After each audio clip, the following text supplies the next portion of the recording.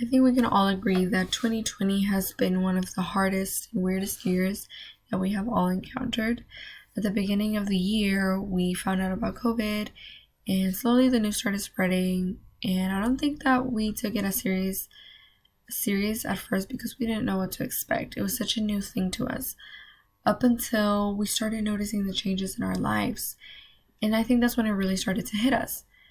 And when I mean changes, of course, a lot of it came from doing face to face anything to just transitioning into online.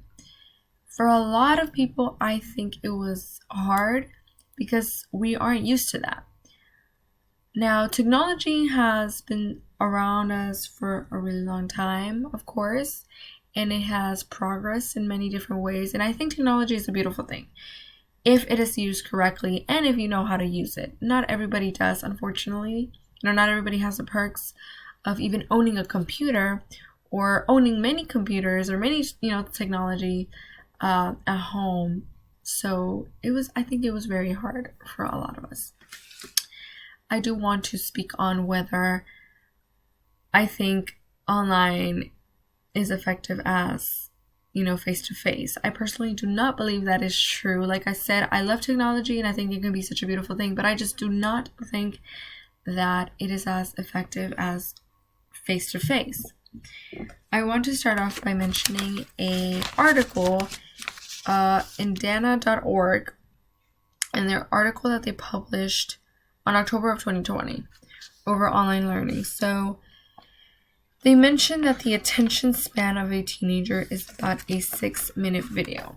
To me, that was a shocker, but at the same time, not really, because I figured that I was the only one that got distracted really easily. But no, a lot of us get distracted easily. And when I sat there and read that it was a teenager, like a teenager span is a 6-minute video, I started thinking about kids. Because it's not just us teenagers that are transitioning into online. I feel like it might just be a slightly easier for us because we kind of know how technology works. But for kids and parents or siblings, I think it was such a hard transition. Kids, we know they get distracted really easily.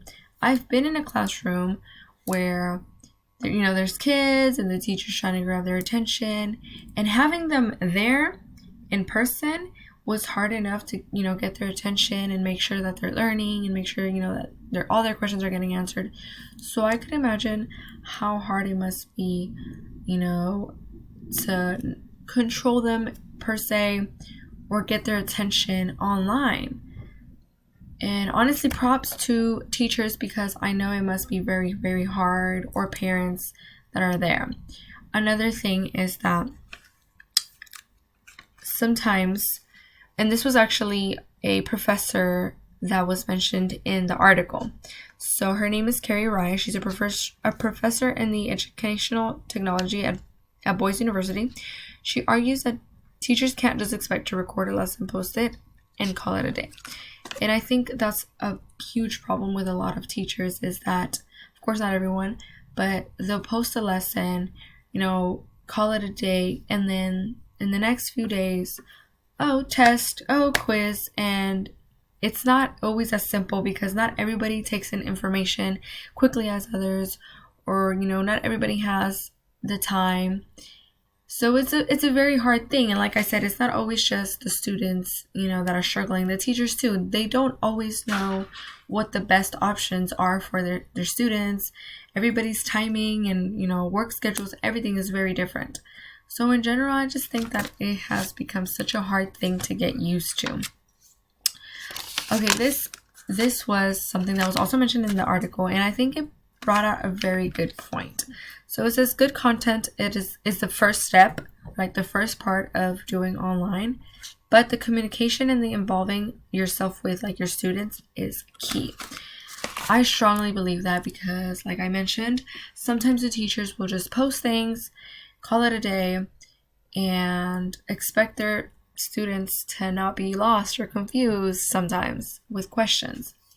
Yes, you can email the teacher, yes, they'll respond, but it is not the same. Sometimes, depending on the student, we like communication.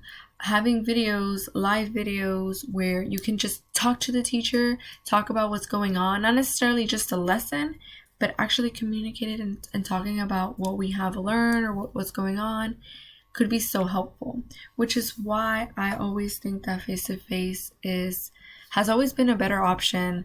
Of course, if COVID just, wasn't a thing, I would totally prefer to have, my classes face-to-face. You're there with the teacher in person. You can ask questions right away. You're there visually.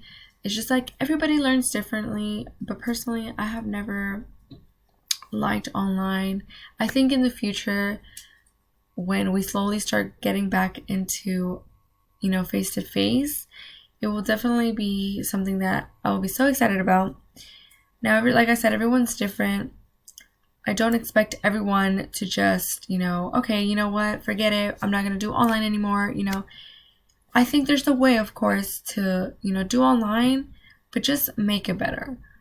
As of now, I don't think that online has been as effective as face-to-face, but I hope maybe one day I can change my mind.